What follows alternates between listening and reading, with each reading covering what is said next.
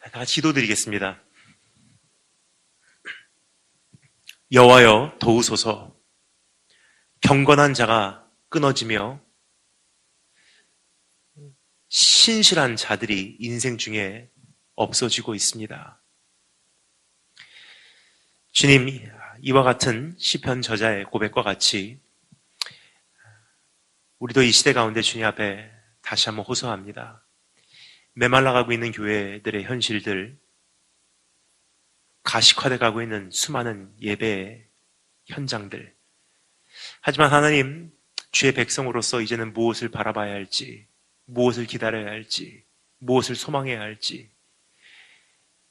오늘 다시 한번 주님께서 우리의 시선을 주님께 고정시킬 수 있는 기회를 허락해 주기를 소망합니다.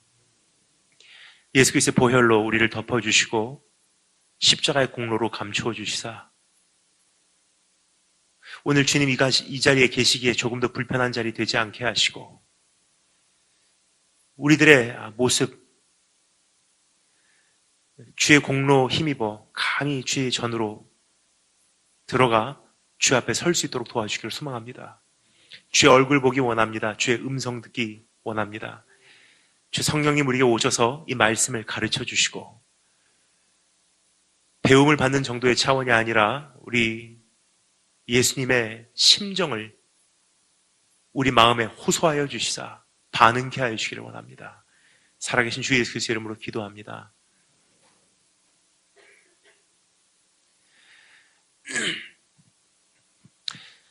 지금 이 시대에 교회와 성도가 되찾지 않으면 안 되는 한 가지 참 중요한 자세가 있지 않나 생각이 됩니다.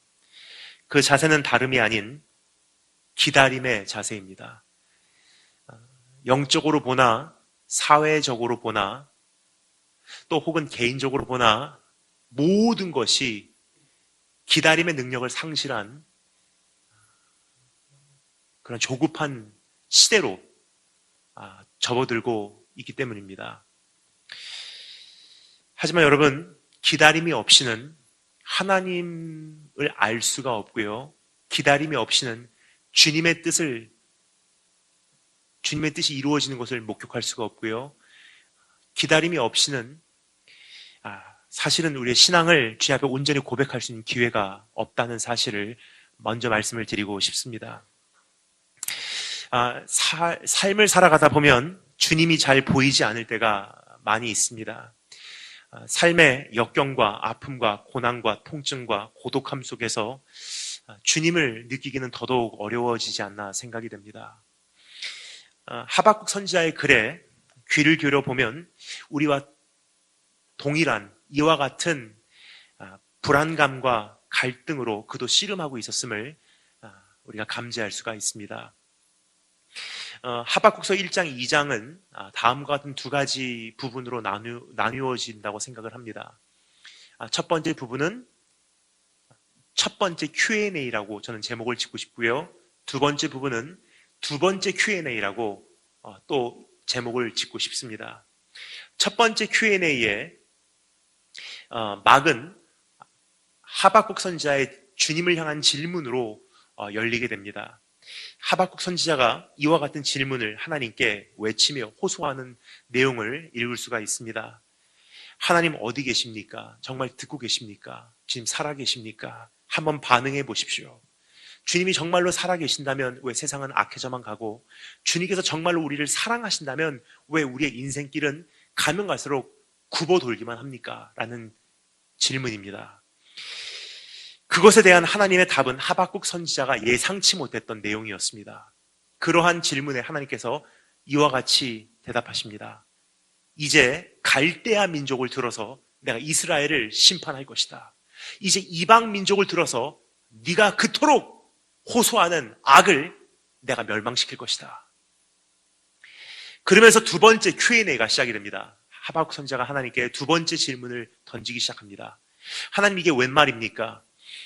하나님 백성이 아무리 약하다고 해도 그 민족을 심판하시기 위해서 어찌 더 악한 자들을 사용해서 주의 백성을 아프게 하십니까?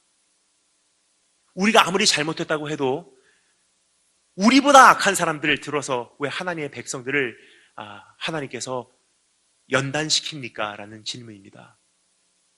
하나님, 주님의 뜻이 도무지 이해가 되지 않습니다. 하나님의 뜻이 도저히 납득이 되지 않습니다. 하나님의 경영을 나는 도저히 이해할 수가 없습니다. 그러한 질문에 이번에도 하나님께서 답을 하십니다. 이와 같은 내용입니다. 딱 한마디만 하세요. 명확한 대답이 아니라 어떠한 방향 제시가 아니라 한마디만 하신다는 거예요. 기다리라. 비록 더딜지라도 너는 기다리라. 오늘의 상황이 도저히 이해가 되지 않아도 잠잠히 기다리라. 인생이 도저히 납득이 되지 않아도 주님의 뜻이 다 이루기까지 잠잠히 기다리라. 세상이 점점 악해져만 가고 답이 없는 것과 같이 보여도 너는 기다리라. 억울하고 답답하고 외로워도 참고 기다리라. 사실 여기까지 말씀드리면 어떤 분들은 이와 같이 대답하실 것입니다. 기다림의 중요성은 어려서부터 교회를 다녔기 때문에 이미 많이 듣고 왔고요. 잘 알고 있는 바입니다. 근데 여러분, 이 기다림이라는 것이 무엇인지 조금 더 구체적으로 우리가 정리할 때가 되지 않나 생각이 듭니다. 왜냐, 성경이 말하는 이 기다림, 참된 신앙의 자세라는 것은요, 그냥 시간이 지나기까지 대기한다는 개념이 아니에요. 성경에서 말하고 있는 이 기다림이라는 것 도대체 무엇인지 성경이 우리에게 알려주고 있는 기다림에 내포되어 있는 5가지 구성 요소들이 있습니다. 이 5가지를 오늘 본문 말씀에서 함께 발견하며 정리해 나가도록 하겠습니다. 첫 번째, 인내하는 것. 두 번째, 바라보는 것. 세 번째, 수종드는 것. 네 번째, 사모하는 것. 그리고 마지막 5번째, 기뻐하는 것. 5가지 정리해 보도록 하겠습니다. 그럼 첫 번째 따라하시면 감사하겠습니다. 인내하자. 한 번 따라하시면 감사하겠습니다. 인내하라. 3절 말씀 다 같이 한 목소리로 읽겠습니다. 3절 말씀 다 같이 한 목소리로 읽겠습니다. 준비하시고 시작!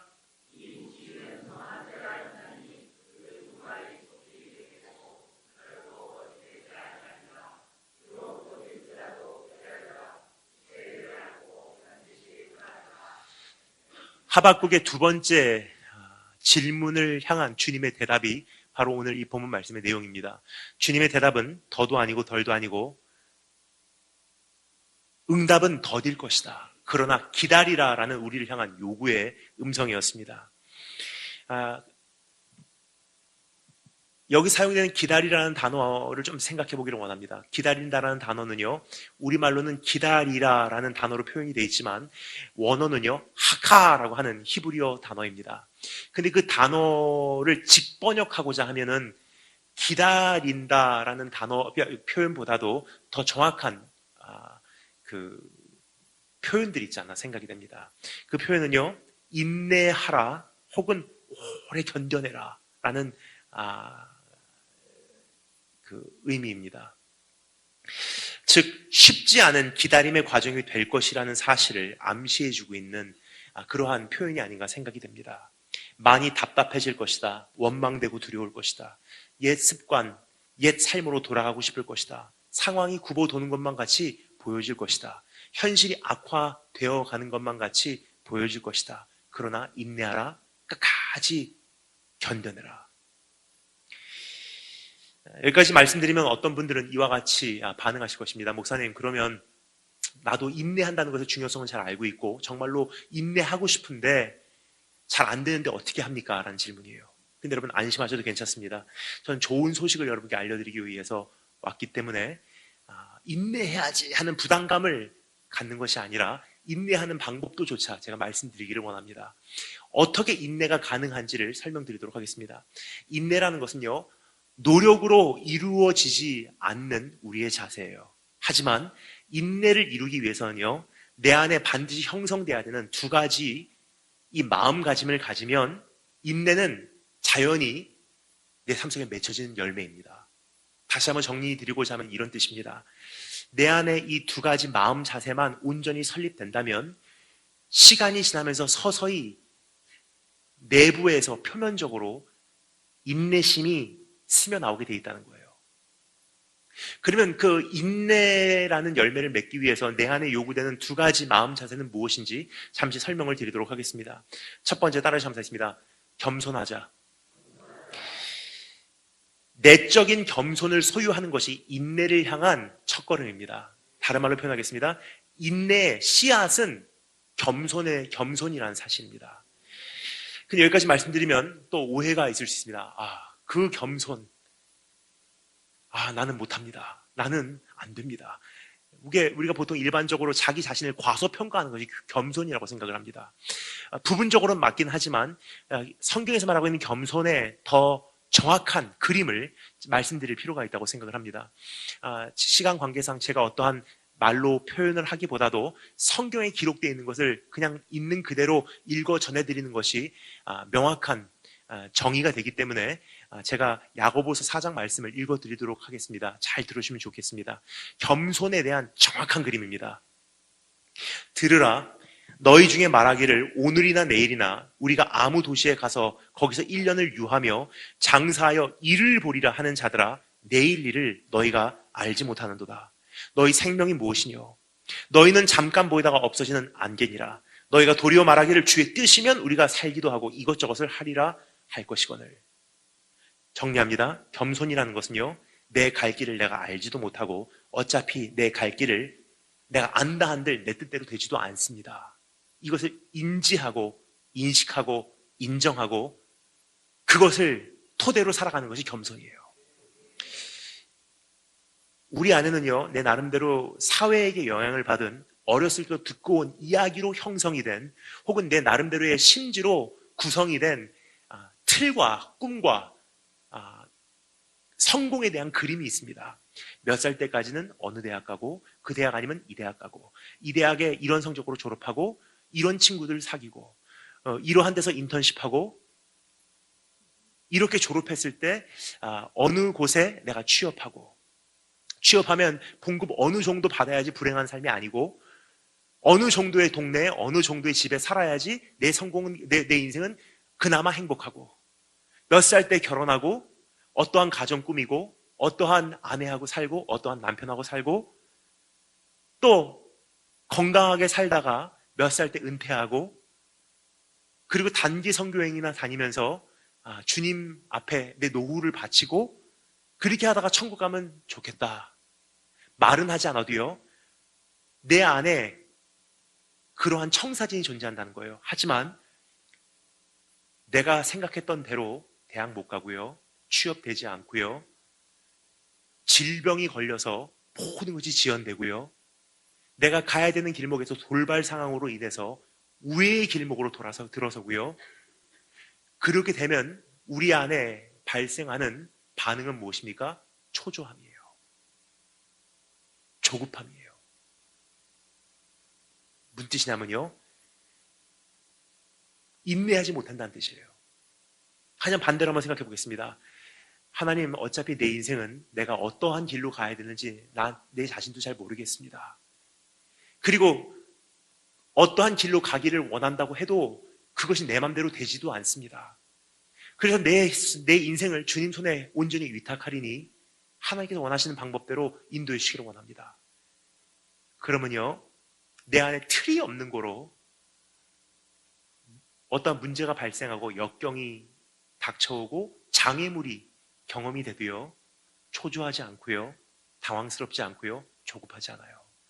그래서 인내심이라는 열매가 맺혀지게 돼 있다는 거예요. 즉, 인내하는 것을 못 하시는 분들은요, 내가 왜 인내심이 없을까라고 스스로를 평가하시기 전에 내 안에 한 가지가 이미 진단이 나왔음을 확신하시면 됩니다. 나는 나름 교만한 사람이구나.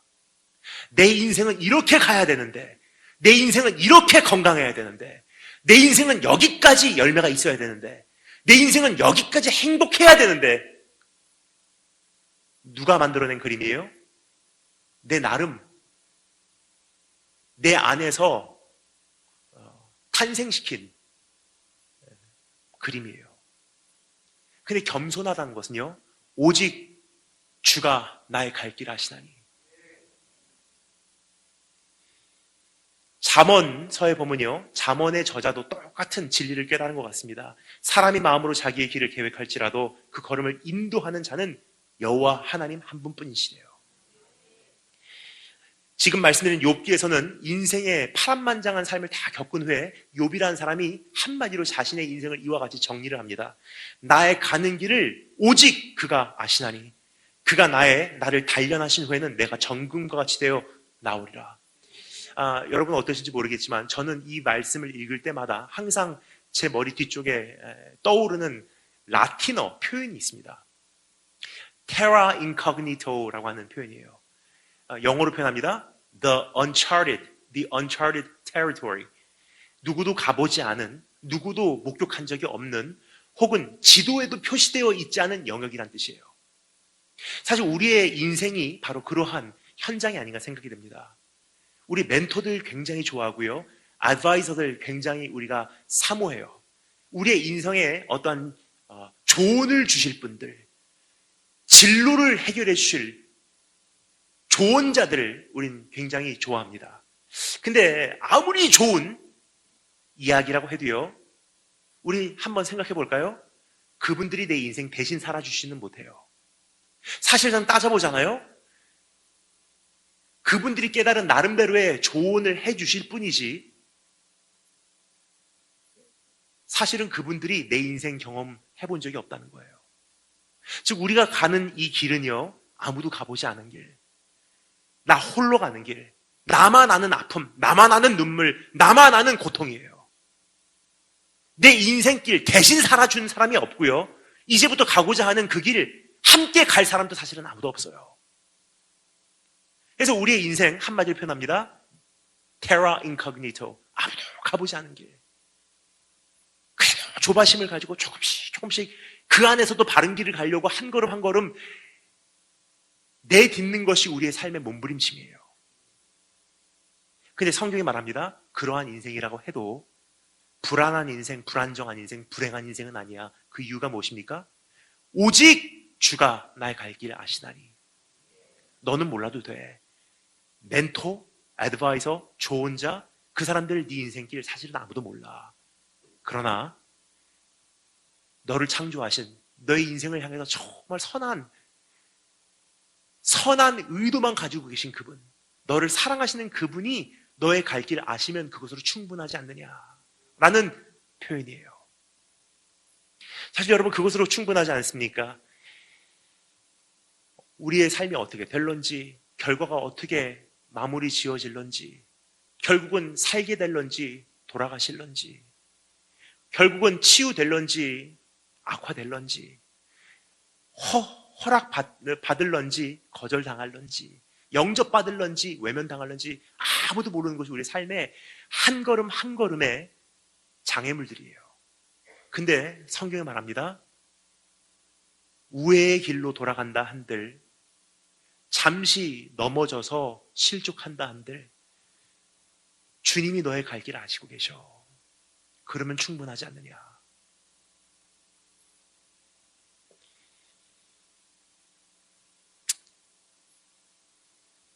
제가 좋아하는 미국의 속담이 있습니다.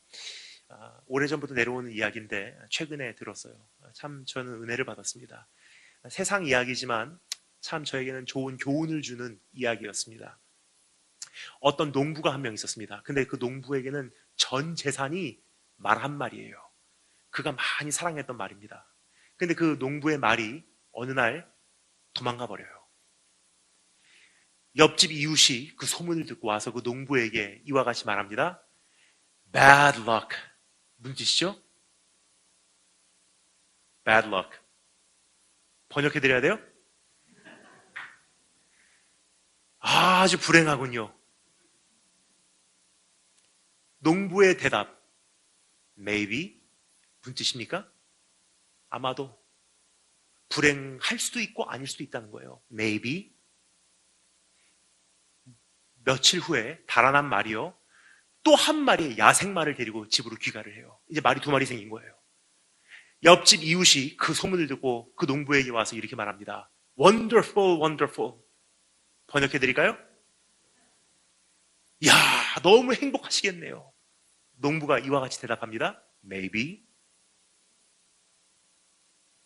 그 다음날 그 농부의 아들이 그 야생말 한 마리, 새로 생긴 그 말을 길들이기 위해서 그 말을 타다가 말에서 떨어져서 다리에 부상을 입었어요. 옆집 농부가 그 소문을 듣고 찾아와서 이 농부에게 이야기합니다. Bad luck. 농부의 대답, Maybe. 그때부터 며칠 후에 그 농부가 사는 그 나라가 전쟁에 참전하게 되어 모든 젊은이들이 군대로 의무적으로 입대하게 됩니다. 그러나 그 농부의 아들은 부상으로 인해 면제를 받아요. 이웃이 그 소문을 듣고 농부에게 와서 이와 같이 말합니다. Wonderful, wonderful. 농부의 대답은 무엇일까요? Maybe. 돌아가는 것 같고, 굽어도는 것 같고, 넘어진 것 같고, 지연되는 것 같고, 장애물인 것 같고, 막히는 것 같고, 우회하는 것 같고, 이미 잘못된 길로 온 것 같은데 사실 결과가 어떻게 되는지 아무도 모른다는 거예요. 옳은 길로, 평탄한 길로만 오는 것 같은데 하나님 입장에서 볼 때는 멸망의 길일 수가 있고 정말 실수투성이에 쩔뚝쩔뚝 걸어온 길 같은데 결과적으로는 그것이 지름길일 수가 있다는 거예요. 누구에게 달렸습니까? 오직 주가 나의 갈 길 아시면 됩니다. 그래서 오늘 세상 사람들은 우리에게 말할 것입니다. 대학교 입시 불합격되고 회사에서 잘리고 진급이 늦어지고 봉급이 감소되고 몸에 질병이 생겨서 병상에서 투병해야 되고 그러한 장애가 있는 내 자녀 때문에 가족 때문에 내가 마음껏 날아오를 수 없을 것 같고 실패투성이에 실족투성이에 시행착오투성이인 내 인생 사람들은 말합니다. Bad luck. 근데 신앙인들은 뭐라고 대답합니까? 오직 주가 나의 갈 길 아시나니. 내 인생 결과적으로 어떻게 되는지 아무도 모릅니다. 그러면요 그것이 나의 마음에 오늘 설립된 내 인생의 틀 그것이 세계관, 겸손이라면요. 다른 사람만큼 과속내지 않아도요. 다른 사람만큼 직선길 달리지 못한다고 해도요. 초조할 필요가 없어요. 굽어진 길이 지름길이라고 누가 말할 수 있겠으며 오늘 잠시 넘어진 이 자리가 쉬어가는 쉼의 현장이라고 누가 말하지 못할 수가 있겠습니까?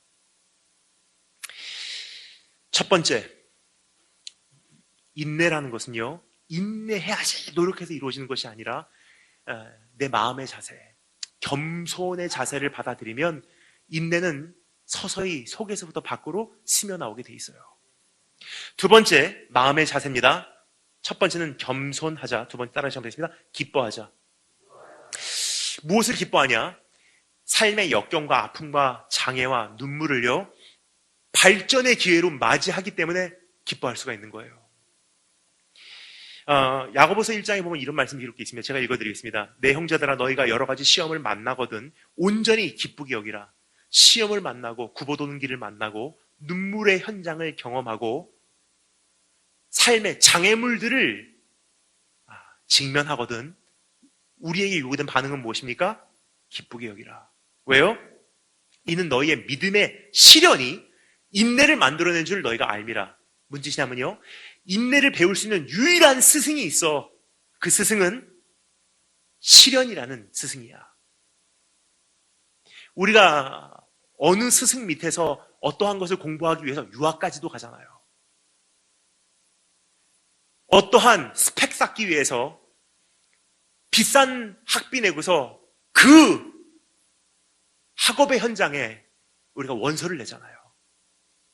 근데 인내라는 것을 배우기 위해서 우리가 찾아가야 되는 스승은요, 시련과 아픔과 고통과 눈물이라는 거예요. 그럼 이 인내라는 것이 그만큼 대가를 치를 만한 소중한 것인가? 성경이 말합니다. 이는 인내를 배운 자는 온전하고 구비하여 조금도 부족함이 없게 하려 함이라. 무슨 뜻이냐면요, 인내만 가지면 인생이 너에게 던져오는 수많은 일들을 있는 그대로 통째로 삼켜도 소화해낼 수 있는 능력이 너희 안에 소유될 수 있어. 사실 지금까지 지내온 나의 삶의 나날들보다 이제부터 살아가야 될 날들이 참 긴 것이 우리 안에 있는 수많은 분들의 운명이에요, 이제. 근데 지금까지 살아온 인생보다도 이제부터 우리가 겪어야 될 아픔은요, 훨씬 더 많다는 거예요. 그럼 이제부터 우리가 가야 되는 길, 만만치 않은 현실들인데, 그것을 향해서 우리가 준비되기 위해서 하나님께서 우리에게 주시기를 원하시는 것은 무엇입니까? 얘다 기도 응답이다. 힘들지, 더 이상 힘들어하지 마. 하루빨리 기도 응답 받고서 네가 편해지기를 원해? 아니에요. 그런 분은요, 나쁜 하나님이지 좋은 하나님이 아니에요. 우리 하나님은 어떠한 하나님? 이제부터 살아가야 될 인생이 더 만만치 않아. 살아온 날들보다도 살아가야 될 날들이 더 많이 남았어. 근데 살아오면서 겪었던 눈물보다도 이제부터 너희가 들어가야 되는 눈물의 골짜기는 더 어둡고 음침하고 힘들게 돼 있어. 근데 그날을 준비하기 위해서 온전하고 구비하고 조금도 부족함이 없는 너희로 성장시키기 위해 네가 인내라는 것을 배워야 돼. 그럼 그 인내를 가르쳐 줄 수 있는 유일한 스승이 내가 과외 개인 교사로 너를 위해서 내가 고용을 했어. 이 과정을 잘 넘어가라. 그러면 이제부터의 인생 넉넉히 감당할 수 있어. 이 사실을 내가 정말로 안다면요, 오늘의 이 아픔, 고통, 서러움, 기뻐해야 될까요? 아니면 불행하게 여겨야 될까요? 기뻐해야 돼요. 기뻐하기 때문에 아무리 이것이 써도요, 인내할 수 있는 거예요. 따라서 여러분, 우리 하나님 앞에서 한 가지 분명히 오늘 다시 한번 내 가슴에 되새기기를 원하는 것은요, 하나님, 나도 모르는 사이에 시대가 시대인지라 조급한 것이 나의 어떤 자세가 되었습니다. 하지만 하나님의 사람들은요, 주님의 뜻을 이루소서 조용한 가운데 기다리니.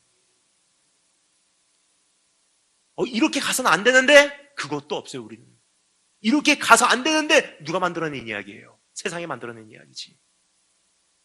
이렇게 갈 수도 있고 저렇게 갈 수도 있고, 여기서 막히면 이쪽으로 가는 것이고 여기서 막히면 저쪽으로 가는 거예요. 근데 과정 가운데 조급하지 않은 이유는 과정이 내가 성장하는 기회거든요. 제가 꽃을 좋아합니다. 전 어렸을 때 처음으로 입을 열었을 때 세상에 태어나서 해본 첫 마디가요, 꽃이었어요. 길을 지나가다가 어느 날 길가에 핀 꽃을 향해서 제가 외칩니다. 물론 저는 그거 기억하지 못합니다. 저 어머니께서 저에게 말씀해 주시더라고요. 네가 세상에 태어나서 처음으로 한 말이 꽃이야. 꽃. 어머니가 처음엔 잘못 들으신 줄 아셨대요. 그래갖고 또 저를 데리고 그 언덕길을 내려가는데 다른 종류의 꽃을 보더니 또 반응합니다. 꽃! 그래서 저는 꽃에 대한 관심이 많이 있어요. 그래서 조금 전에 불렀던 찬양도 꽃, 오늘 마무리할 찬양도 꽃, 오늘 아침에 커피를 마신 카페도 꽃꽂이 하는 카페. 언젠가 저는 배우기를 원하는 한 가지가 있다면 꽃꽂이예요.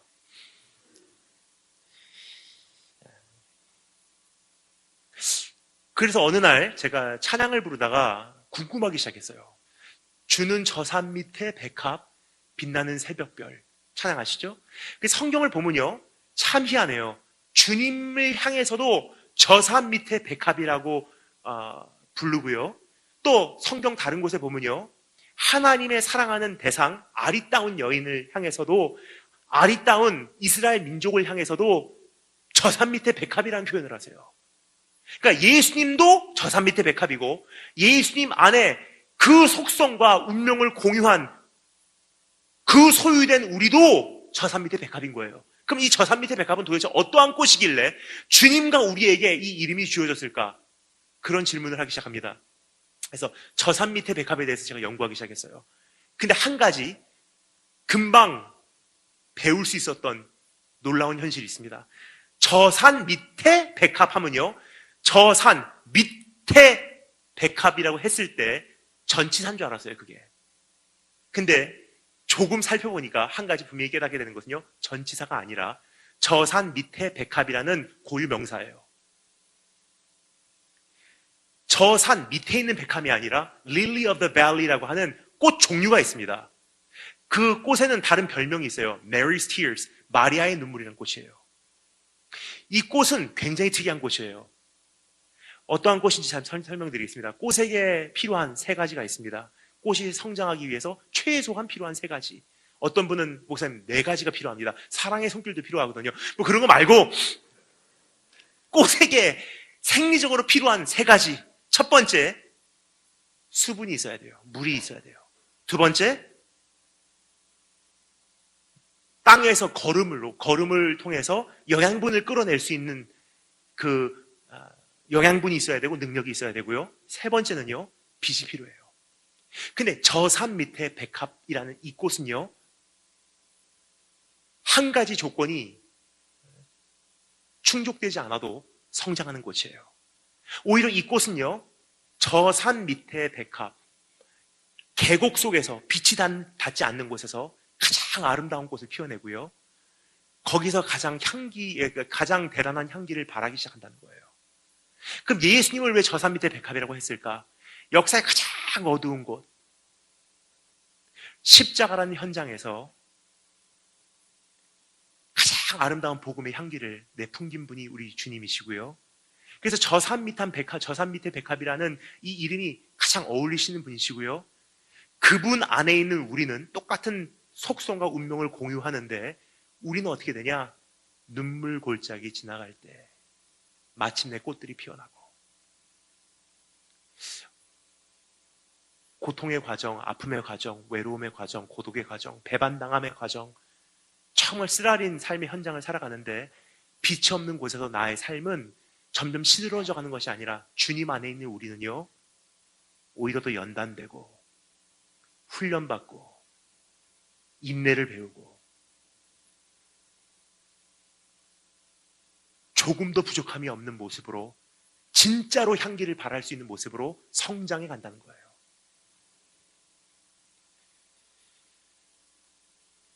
첫 번째, 정말로 기다리시기를 원하신다면 인내하시기를 바랍니다. 두 번째, 따라서 첨사했습니다. 바라보자. 다시 한번 따라서 첨사했습니다. 바라보라. 1절, 2절 말씀 다 같이 읽겠습니다. 1, 2절 말씀 다 같이 한 목소리로 읽겠습니다. 준비하시고 시작.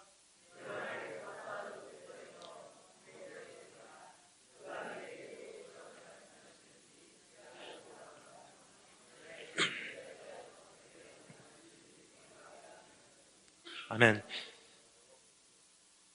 어디까지 읽으셨습니까? 예, 끝까지 읽으시면 되겠습니다. 제가 아멘 했다고 중단하지 마시고, 자, 이어서 시작.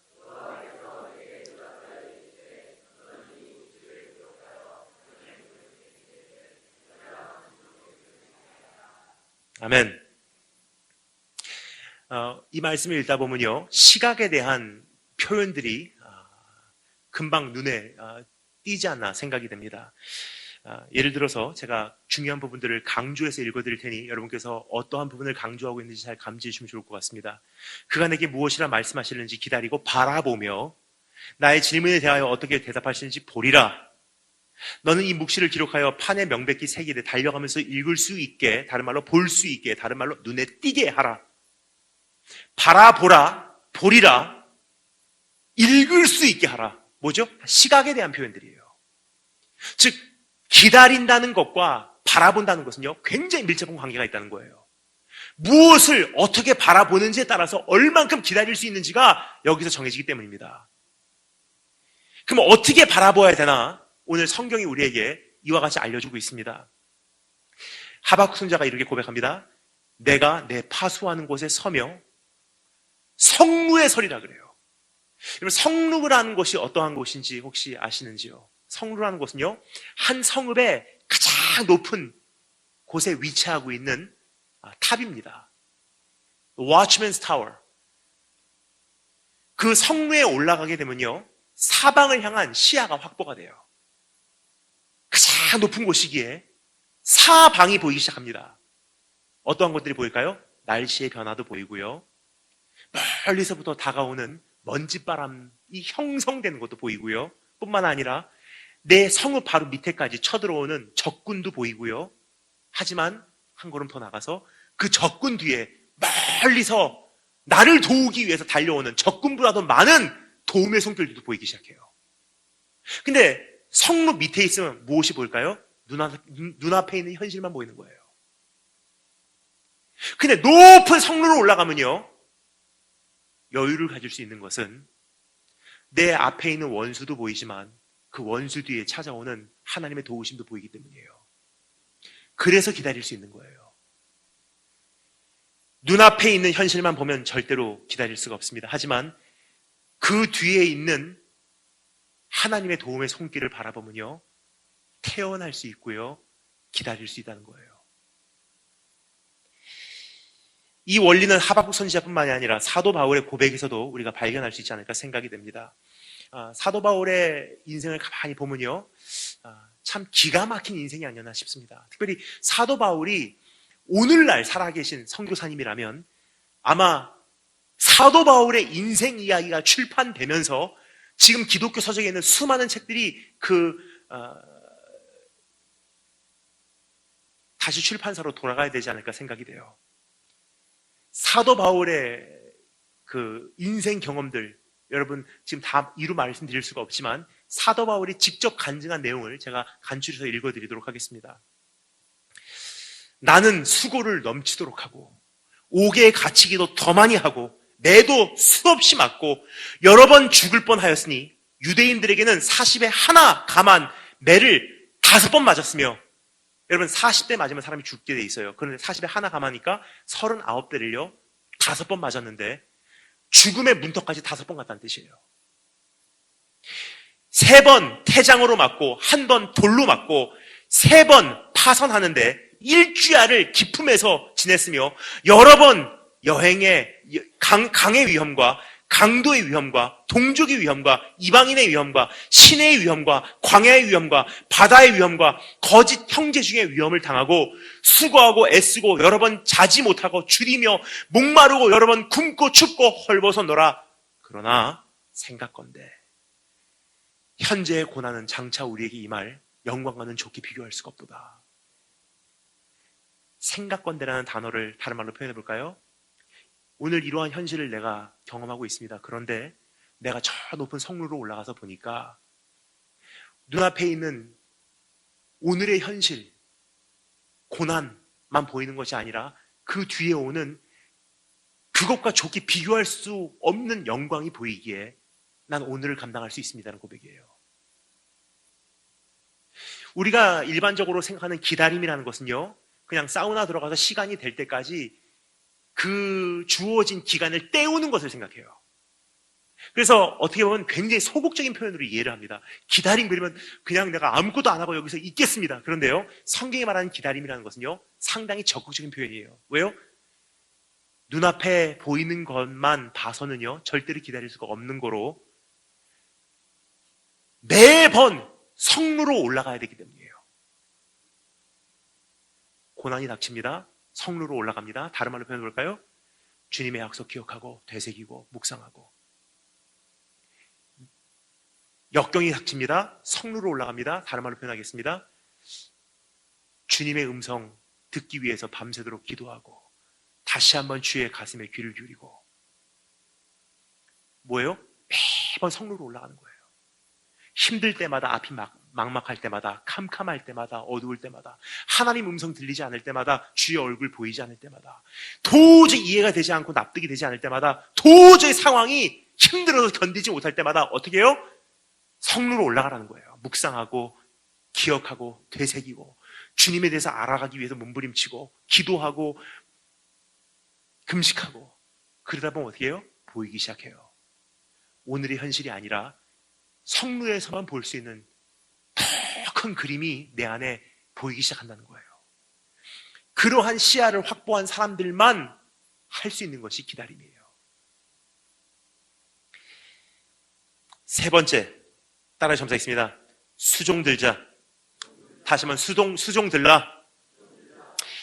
1절 말씀 다 같이 읽겠습니다. 다시 한번 1절로 돌아가서 1절 말씀 다 같이 한 목소리로 읽겠습니다. 준비하시고 시작.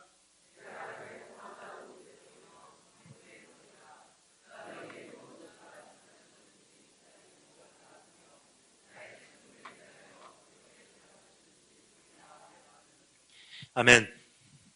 첫 번째, 인내하라. 두 번째, 바라보라. 세 번째, 수종들란데 여기서 사실 똑같은 본문을 다시 읽은 이유가 있습니다. 조금 전에 하박국 선지자가 뭐라 그러죠? 성루의 설이라 그래요. 근데 성루나 지금 말씀드리는 파수하는 곳이나 동일한 위치예요.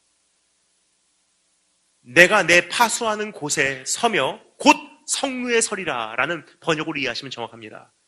그러니까 여기서 말하는 하박국 선지자가 말로 의하면요, 파수하는 곳, 곧 성루의 설이라. 그러면 왜 똑같은 의미, 똑같은 장소를 가지고 전혀 다른 두 가지 표현으로 이야기를 했을까 고민을 해보게 됩니다. 그 이유를 설명드리겠습니다. 지금 우리에게 전해주고자 하는 메시지가 두 가지이기 때문이에요. 처음에 성루에 선다는 것은요, 높은 곳에 올라가서 보라는 거예요. 하지만 여기서 또 한 가지로 살펴보기로 원하는 것은요, 반복적으로 강조되는 단어에 한번 우리의 관심을 기울여 볼까요? 내가 내 파수하는 곳에 서리라. 내가 내 파수하는 곳에 서리라. 무슨 뜻이냐면요, 임무 수행을 강조하고 있는 거예요. 파수하는 곳이라는 것은요, 쉽게 표현드리자면 군대에서 보초서도록 임무를 맡은 현장을 이야기하고 있는 것입니다. 군대 다녀오신 분들은 잘 아실 것입니다. 보초 서면이요, 굉장히 지루해요. 365일 보초 선다고 해도요, 단 한 번도 적군이 쳐들어오는 것이 안 보이는 것이 당연한 것이고 그게 감사한 거예요. 그러니까 밤새도록 파수하는 곳, 보초 쓰는 현장에 내가 서잖아요. 숨소리도 안 들리고요, 아무런 변화도 없고요, 더더군다나 원수의 모습은 보이지도 않습니다. 그렇다고 해서 이렇게 반응하면 여러분 어떻게 될까요? 어차피 여기서는 아무런 일도 일어나지 않으니까, 비효율적이니까, 생산성이 없으니까 이럴 때 내가 숙면을 취하겠습니다 하고 내부반으로 돌아간다면요, 이건 영창 가는 거예요. 파수하는 곳, 보초 서는 위치는요, 딱 한 가지 경우에만 그 자리에서 벗어날 수가 있어요. 뭐죠?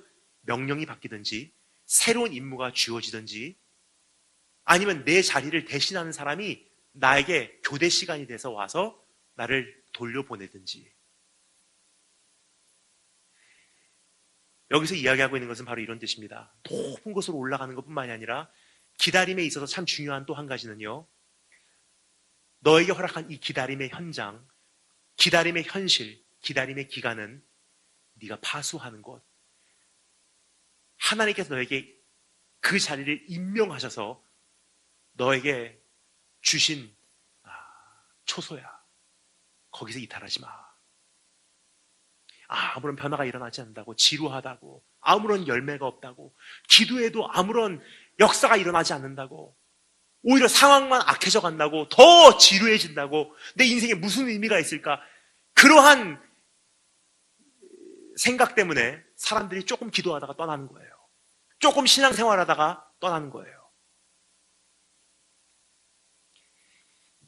일반적으로 우리가 기다리지 못하는 원인은 다른 방법론, 다른 해결책, 다른 현장을 찾아 떠나기 때문입니다.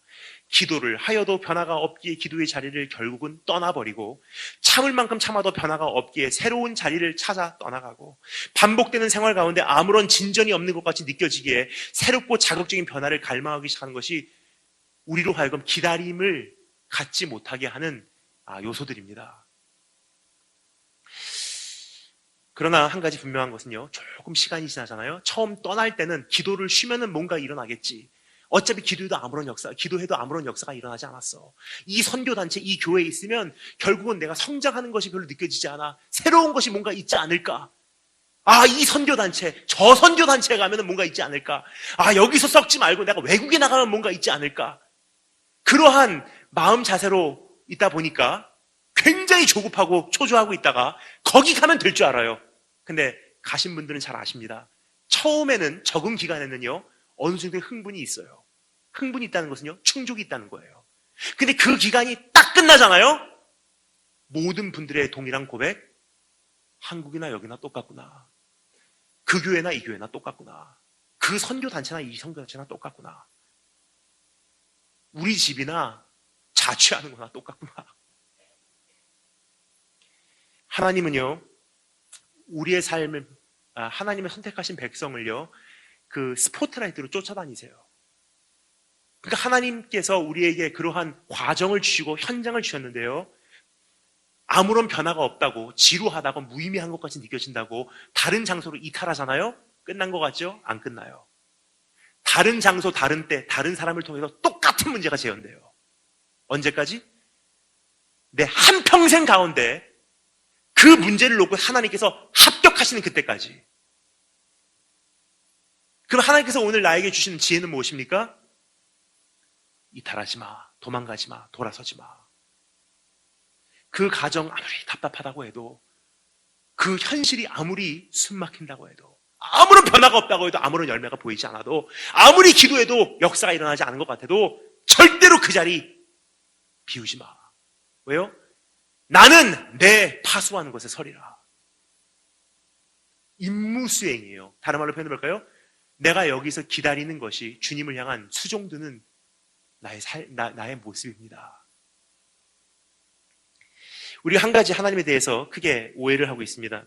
하나님을 향해서 우리가 뭔가를 드려야 되는데, 훌륭한 사역자가 되거나 세계적인 무대에 서서 영광 돌리는 삶을 살거나 영향력 있는 삶을 살아서 수많은 사람을 하나님께 돌아오게 해야지 주님께서 나의 삶을 기뻐 받으신다고 착각을 하십니다.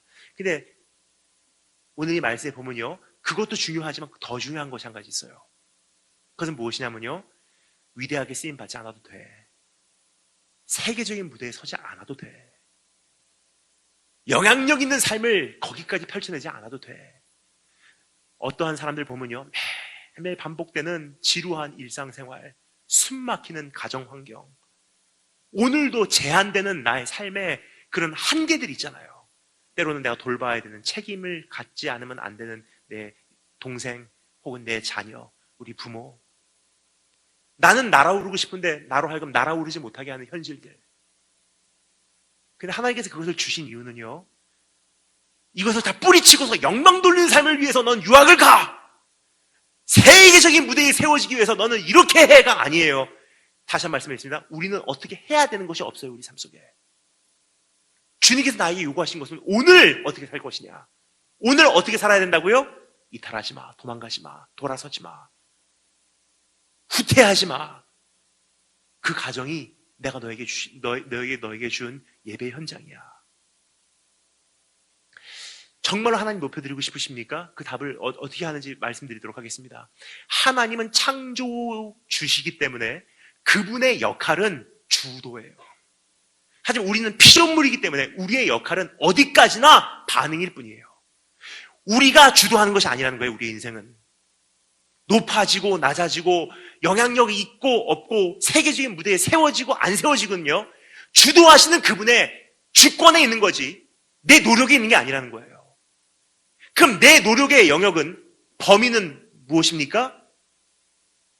오늘이에요. 최선. 하나님께서 나에게 요구하시는 것은요, 주도가 아니라 반응입니다. 그 반응은 어떻게 나타나야 되냐? 굴복이요, 요동치 아니함이요, 기다림이에요. 이것은 신뢰가 요구되기 때문이에요. 그러니까 하나님께서 우리를 창조하셨기 때문에 창조자 되신 그분께서 우리에 대해서 제일 잘 아세요. 따라서 내가 무엇을 가장 좋아하는지도 기뻐하는지도 잘 아시지만 내가 무엇을 가장 힘들어하는지도 제일 잘 아세요. 그러면 창조주께서 우리 안에 보실 때 네가 가장 힘들어하는 것이 무엇인지 내가 잘한다 하면서 지적하는 것이 뭔지 아세요? 인간들은 기다림을 몰라. 왜요? 영원한 존재가 아니라 유한한 존재이기 때문에 조금만 기다려도요, 내 안에 시계가 틱칵 틱칵 틱칵 틱칵 틱칵 들리기 시작해요. 아, 인생이 메말라가고 있구나. 시간이 지나가고 있구나. 내 인생이 이렇게 또 무의미하게 끝나고 있구나. 또 하루가 지나갔구나. 또 한 살 더 먹었구나. 그래서 초조한 거예요. 인간이 하나님께 드릴 수 있는 가장 힘든 것이요, 기다림이에요. 그럼 하나님께서 반대로 생각해 보여요? 하나님께서 우리를 통해서 가장 받기를 원하시는 신뢰의 예배가 무엇일까요? 기다림이에요. 쓰임 받는 거, 사역하는 거, 봉사하는 거, 헌신하는 거 다 중요합니다. 하지만 그것보다 더 기뻐 받으신 것이 한 가지 있다는 거예요. 신뢰. 그래서 믿음이 없이는 기쁘시게 못한대요. 그럼 믿음이란 것은 어떻게 표현되냐? 묵묵함, 진득함, 움직이지 않음, 요동치 않음, 기다림, 인내, 바라보는 것. 답답한 가운데 요동하지 않는 것, 막막한 가운데 후퇴하지 않는 것, 캄캄한 가운데 돌아서지 않는 것, 그 자체가 주님께서 우리에게 진정받기를 원하시는 신뢰의 예배요, 믿음의 제사요, 신앙의 노래입니다. 하나님 섬기시고 싶으세요? 하나님을 바로 수종드는 방법 가르쳐드리겠습니다. 오늘 있는 가정, 학업, 직장에서 움직이지 마세요. 어느 날 하나님께서 나에게 다른 명령을 주신 날이 올 거예요. 합격. 이제는 다른 데로 인사발령. 그때 끝나는 거예요. 그때까지는요, 부르신 곳에서나 예배하리. 오늘 그러한 부르심으로 주님을 기쁘게 드리는 우리 한 분 한 분 되시길 주님으로 축원합니다. 그래서 이 기다림이라는 단어, 조금 전에 말씀드렸죠? 원어로는 뭐라고요? 하카라는 단어인데 그 단어 안에 포함되어 있는 또 하나의 의미가 있어요. 우리말로는 그 단어가 잘 느껴지지가 않아요. 기다림이라는 것은 딱 한 가지를 의미합니다. 그냥 기다린다. 근데 하카라는 단어 안에 포함되어 있는 이 두 가지 요소를요, 그나마 잘 포용한 것이 영어 단어예요. 기다린다를 영어로 뭐라 그러죠? wait. 근데 wait라는 단어 안에는 또 하나의 의미가 있는 거 여러분 인지하시고 계신지요? 기다린다라는 단어도 있지만 wait라는 단어 안에 또 하나의 의미가 있어요. 음식점 가서 나를 서빙해주는 사람들을 뭐라 그러죠? 나를 수종드는 사람들을 뭐라 그러죠? waiter, waitress라 그래요. 기다리는 사람들이에요. 왜요? 기다리면서 난 허리에 띠를 띠고 당신이 무엇을 요구하든 난 당신을 섬길, 수종들, 그래서 당신 마음에 기쁨을 줄 준비가 다 돼 있습니다. 난 그렇게 충성을 맹세합니다. 그게 waitress, waiter, 기다리는 이들의 자세이기 때문이에요. 그럼 하나님께서 우리에게 기다리라 했을 때 요구하는 것이 무엇이냐? 수종드는 거야. 허리에 띠를 띠고 움직이지 마. 내가 밥 먹는 사이에, 내가 여기서 대화하는 사이에, 여기서 차 마시는 사이에, 여기서 내가 일을 진행하는 사이에 가만히 지켜보고 있다가 네 눈에 감지되는 때가 와. 아, 이것이 필요하겠구나. 주님 말씀하시면 내가 나가겠습니다. 주님 뜻이 아니면 내가 멈춰서겠습니다. 그게 수종드는 거예요. 오늘 주님께 그렇게 수종들어 주님의 마음을 기쁘게 해드리는 축복이 있으길 주님으로 축원합니다. 네 번째 단어 시작하겠습니다. 사모하자. 다시 한번 사모하라. 3절 말씀 다 같이 읽겠습니다. 3절 다 같이 한 목소리로 준비하시고 시작.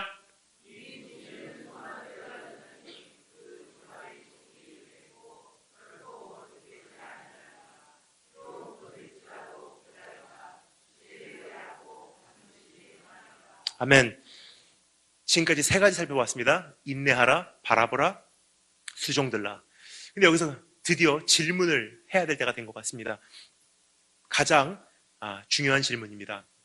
결국 피해갈 수 없는 질문입니다. 그 질문은 무엇이냐면요, 하박국이 기다렸던 그 궁극적 그림은 뭐냐는 질문이에요. 내가 인내로서 기다리겠습니다. 바라봄으로서 기다리겠습니다. 내가 수종들면서 기다리겠습니다. 그건 좋은데 뭘 기다렸냐는 질문이에요. 뭘 기다렸을까요? 축복을 기다렸을까요? 기도 응답을 기다렸을까요? 문제 해결을 기다렸을까요? 치유를 기다렸을까요? 무엇을 사모했을까요? 오늘 이 말씀 보면요, 성경이 이렇게 기록합니다. 이 묵시는 정한 때가 있나니 이 묵시가 이루어질 때까지 기다리라는 거예요. 그럼 여기서 말하는 이 묵시라는 것 도대체 무엇인가? 시간 관계상 그냥 짧게 설명을 드리겠습니다. 여기서 말하는 묵시라는 것은요, 하나님의 뜻이요, 하나님의 말씀이요, 다른 말로 하나님의 임재요, 하나님의 교제요, 하나님 자체예요. 즉 하박국 선지자가 기다렸던 것은요, 상황의 변화, 문제 해결, 병치유, 어떠한 축복이 아니라 한 가지만을 기다렸어요. 나 주님을 기다립니다. 이 모든 기다림의 과정을 통해서 내가 한 가지를 얻기를 원하는 것은 내가 하나님의 얼굴입니다. 근데 이것을 발견한 신학자들이요, 하박국서에 이런 주제가 있었네 하고 하박국서에게 별명을 지어줬어요. 그래서 신학적으로 말하면요, 하박국서에 별명이 있습니다. 미니 조브, 짧은 욥기예요. 왜요? 똑같은 주제를 다루고 있기 때문에. 여러분 욥기 내용 기억하세요? 어떠한 내용이었는지? 하나님께서 사단에게 욥을 시험하도록 허용을 하세요. 사단이 와서 하나님께 욥을 정죄하죠. 하나님, 욥이 하나님을 거저 사랑한 줄 아십니까? 하나님께서 욥에게 주셨던 이 엄청난 축복을 다른 사람에게 줬더라면 그 사람도 하나님을 그만큼 사랑할 것입니다. 이거 한번 욥의 삶에서 거두어 가보십시오. 욥이 눈물 흘리고 아프고 고통스러우고 이 모든 고난을 겪으면 아마 욥은 하나님께로부터 떠나갈 것이고 오히려 하나님을 저주할 것입니다. 하나님께서 어떻게 하십니까? 시험해봐라. 다 거두어가요. 결국은 욥의 생명만 남겨놓고요, 몸에 질병까지 생겼어요. 이 엄청난 연단의 과정, 욥의 고백이에요. 주가 나를 연단하신 후에 이 모든 과정을요, 연단의 과정이라고 욥은 정리를 합니다. 그럼 여러분, 연단이라는 것은 무슨 뜻입니까? 연단을 통해서 쓸모 있는 것을 만들어내는 건 연단입니까? 그건 생산이에요. 연단의 기준은요, 연단이 성공하냐 실패하냐의 기준은요, 실용성 있는 물건을 생산하지 못하냐가 아니에요. 연단이 성공하냐 실패하냐의 유일한 기준은요, 얼만큼 순수하게 완성되냐예요. 아픔, 고통, 잃어버림, 배반당함, 이별, 상처, 눈물, 연단의 과정, 다른 말로 표현해볼까요? 기다림의 과정의 궁극적 목적은요, 순수함을 성취하는 거예요. 욥이 말합니다. 연단을 통해서 내가 정금과 같이 되어 나오리라. 우리는 하나님에 대해서 한 가지 크게 오해를 하고 있어요.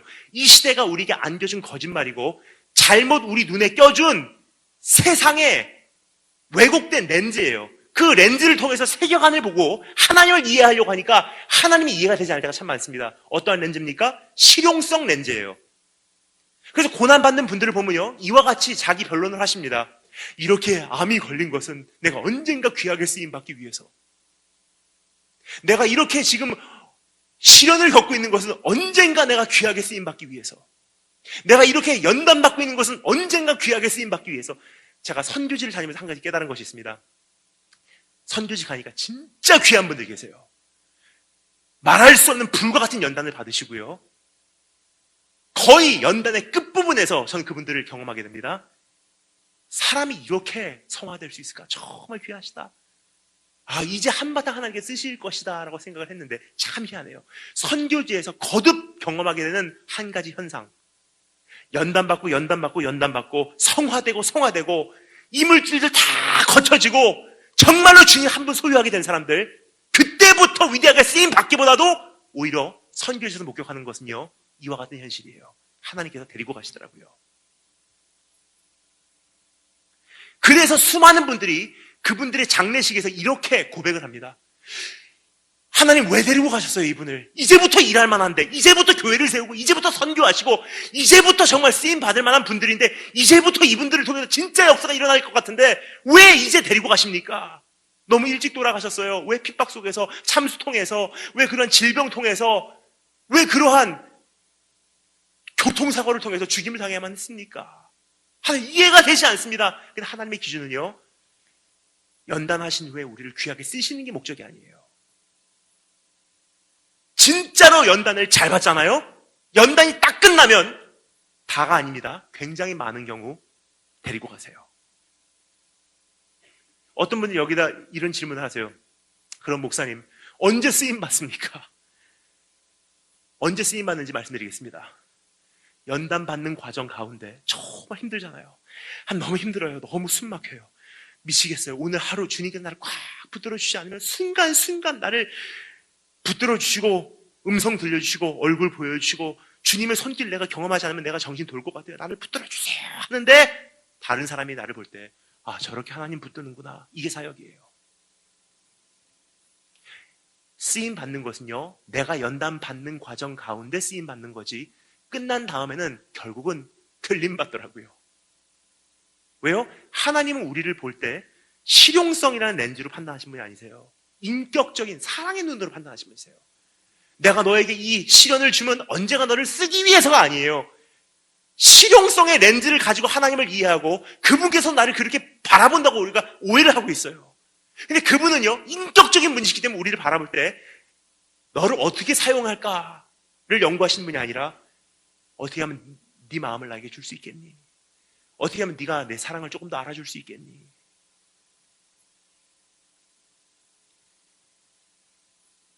언제나 제가 말씀드린 한 가지 비유가 있습니다. 정금을 만들어내는 것이 연단의 목적이잖아요. 그렇죠? 정금을 만들어내는 것이 연단의 목적인데 정금을 가지고 실용성적인 렌즈로 평가한 사람은 이상한 사람이에요. 이 정금을 가지고 내가 어떻게 돈벌이를 할까? 이 정금을 가지고 무슨 도구로 내가 사용할까? 정금은요, 정금 그대로 그 자체로는요, 돌덩어리예요. 정금의 뛰어남은 실용성에 있지 않습니다. 정금의 뛰어남은요, 순수함에 있어요. 야, 어떻게 이렇게 순수한 정금이 될 수 있니? 따라서 연단의 과정의 목적은요, 언젠가 위대하게 쓰임 받으려고도 아니고 딱 한 가지예요. 내 안에 예수 한 분 남게 하는 거.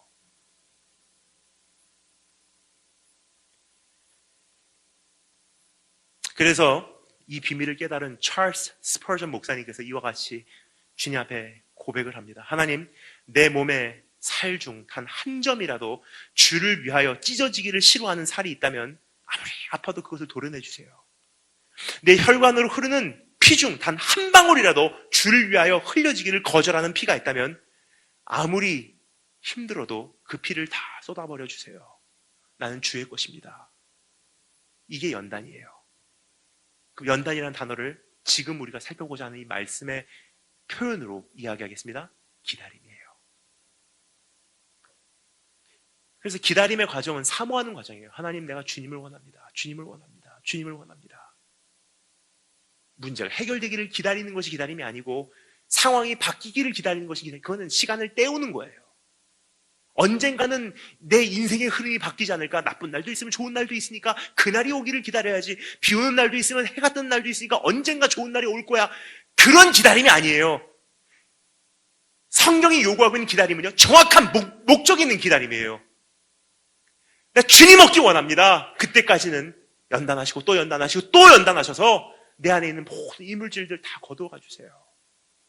살점이든 피 한 방울이든 하나도 남기지 마시고 내 안에 예수만 남게 해주세요. 마지막 5번째 따라 하겠습니다. 기뻐하자. 한 번 더 기뻐하라. 4절 말씀 다 같이 한 목소리로 마지막으로 읽겠습니다. 4절 준비하시고 시작.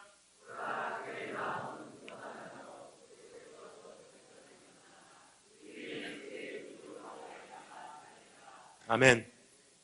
마지막으로 5번째 기뻐하라라는 음성을 들어보도록 하겠는데요. 지금까지 4가지는요, 상당히 많은 노력과 의지가 필요해요. 따라서 이것이 다람은요, 내 기다림에도 한계가 있다는 거예요. 내가 의지로 인내하고 내 노력으로 높은 곳에 가서 바라보고 내가 신음 가운데 주님 이곳을 지킴으로 주님께 수종 들고 나를 연단하는 가운데 내가 주님 한 분만을 원해서 아직은 잘 모르겠지만 언젠가는 주님을 원하는 날이 올 것 같기에 그냥 여기서 힘들어도 기다리겠습니다. 좋죠? 그런데 한계가 있어요. 기다릴 수 있는 한계를 맞이한다는 거예요. 그런데요, 기다릴 수 있는 무한계로 기다릴 수 있는 방법이 있습니다. 기다림의 과정이 기쁘고 즐거우면요, 이 기다림의 과정이 한평생이라고 해도 감당할 수 있어요. 그래서 마지막으로 살펴보기를 원하는 이 권면의 음성은요, 이 기다림의 과정이 즐거워야 돼.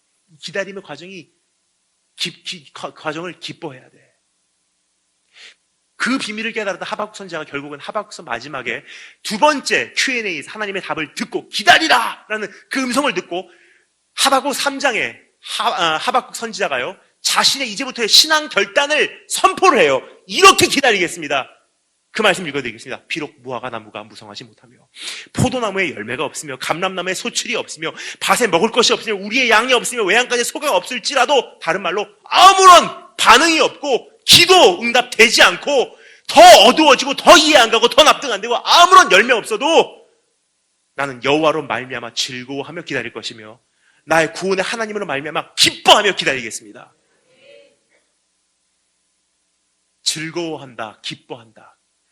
과정이 즐거움과 기뻐함의 발걸음이어야지 기다림이 한계가 무한계라는 거예요. 자, 그러면 한 번 더 정리해 보겠습니다. 어디서부터 시작했는지 여러분 기억하세요? 하박국의 원래 모습 1장, 하나님 어디 계십니까? 지금 살아계십니까? 주님 살아계시면 말씀해 보세요. 주님 뜻이 도저히 이해가 되지 않습니다. 하나님 정말 선하신 분이라면 왜 이런 악한 일들이 있습니까? 세상은 점점 악해져 가고 있어요. 주님 정말 살아계신다면 왜 이런 일들이 있습니까? 그런 사람이요, 3장에 와서는요, 난 주 여호와로 말미암아 기뻐할 것이며 주 여호와 하나님으로 말미암아 내가 기뻐할 것입니다. 즐거워할 것입니다. 이런 변화가 어떻게 가능하냐는 거예요. What happened? 그 답을 드리겠습니다. 그 전환점이요, 지금 읽은 이 말씀이에요. 오직 의인은 믿음으로 말미암아 살리라. 믿음으로 살겠다는 결단이 세워지는 순간 상황이요, 그때부터는 기쁨의 여정이 된다는 거예요. 그럼 여기서 질문입니다. 믿음으로 산다는 건 도대체 무엇일까요? 결단으로 산다는 뜻이 아니에요. 세상 흔들리고 사람들은 주를 떠나도 나는 오직 믿음으로 나는 움직이지 않겠습니다. 그런 뜻이 아니에요. 여기서 말하는 오직 믿음으로 살리라는 것은요, 히브리서 저자가 그 비밀을 알았던 것 같아요. 히브리서 저자는요, 나중에 하박국을 비롯한 모든 구약의 신앙의 선배들을 향해서 이렇게 정리를 합니다. 그들은 모두 약속을 받았지만 그것이 성취되는 것을 보지는 못했습니다. 그러나 멀리서 그것을 미리 바라보고 즐거워했대요. 그 약속의 내용이 무엇입니까? 악이 성하고 의인이 고난받고 세상은 점점 어두워져만 가고 하나님 정말 살아계신가? 심판의 하나님, 사랑의 하나님, 이게 도저히 이해가 되지 않고, 그러나 언젠가는 메시아가 오실 거야. 그분 안에서는 사랑의 하나님도 이해가 될 것이고 심판의 하나님도 내가 이해가 될 날이 와. 그분 안에서는 하나님의 경영이 납득이 될 거야. 그분 안에서는 내가 사랑받고 있다는 사실이 확신이 될 거야. 믿음의 눈으로요, 미리 바라보고 메시아가 오심을 기뻐했던 거예요. 그래서 기다리는 거예요. 내 한평생에 그 메시아가 나타나지 않는다 한들 그분이 반드시 오심은 확실하니까, 하나님 세상이 정말 저버러져 가고 악해져 가고 이해가 되지 않고 납득이 되지 않는 것 같아도 언젠가는 납득이 될 날이 오기에 난 기다리겠습니다. 근데 히브리서 저자가 우리에게 또 한 가지를 이야기해 줍니다. 그들은 모두, 조금 전에 말씀드렸죠, 약속은 받았지만 그것이 성취되는 것을 보지를 못했어요. 한마디로 요약합니다. 한 날개를 가지고 한평생을 앙망한 자들이에요. 나는 미리 바라고 기뻐합니다. 언젠가는 오실 줄 믿습니다. 아멘. 주님을 믿습니다. 언젠가는 오실 것입니다. 그런데요, 우리는 약속도 받았지만 그것에 성취도 목격한 자예요. 문제냐면요, 나에게 두 개를 가지고 앙망합니다. 오신 메시아도 봤지만 오실 메시아도 알기 때문에 그렇게 앙망하는 자는 독수리가 날개쳐 하늘로 올라감 같을 것이요, 달려가도 걸어가도 곤비치 않고 피곤치 아니하리라. 이미 십자가 외에서 증명됐어요. 얼마나 선하신 분이신지, 얼마나 하나님 나를 사랑하시는지, 얼마나 정확하신지, 얼마나 정의로우신지, 얼마나 거룩하신지, 얼마나 신실하신 분인지 십자가 외에서 다 증명이 됐는데요, 그것으로 끝나지 않습니다. 또 오신다는 거예요. 이제 그날이 오면은 이해가 가. 지금 도저히 이해가 되지 않아도 그날이 되면 반드시 네 인생에 한 가지 약속하마, 이런 날이 네 입술에 반드시 있을 거야. 이래서 나의 삶 속에 그 눈물을 주셨군요. 이래서 하나님 그때 그렇게 이별하게 하셨군요. 이래서 그때 힘들게 하셨군요. 이래서 기다리게 하셨군요. 야, 하나님 정말 감사합니다. 그날이 반드시 오게 돼 있어. 그 고백을 내가 너에게 결단코 듣고야 말 것이다. 그것을 믿는 자는 과정에 기쁘다는 거예요. 오늘 그것을 믿기에 오늘을 견딜 수가 있어요. 신앙이라는 것은 문제가 해결돼서 상황이 바뀌어서 치유가 일어나서 세상을 감당하는 삶이 아닙니다. 지금 읽었던 이 선지자의 고백과 같이 비록 무화과 나무가 무성하지 못하며 열매는 메말라가고 살아갈 길은 점점 좁아지고 아무리 씨를 뿌려도 점점 저물어가고 세상은 점점 악해져가고 나는 거꾸로 사는 것 같고 정말 하나님 뜻이 잘 보이지 않고 희미해지는 이 현실 속에서 언젠가 하나님 이제 이해가 됩니다. 그날이 올 것을 믿기에 하나님 한 번 더 할게요. 오늘 한 번 더 살아볼게요. 오늘 그러한 결단이 여러분 삶 속에 일어나길 주님으로 축원합니다. 조용히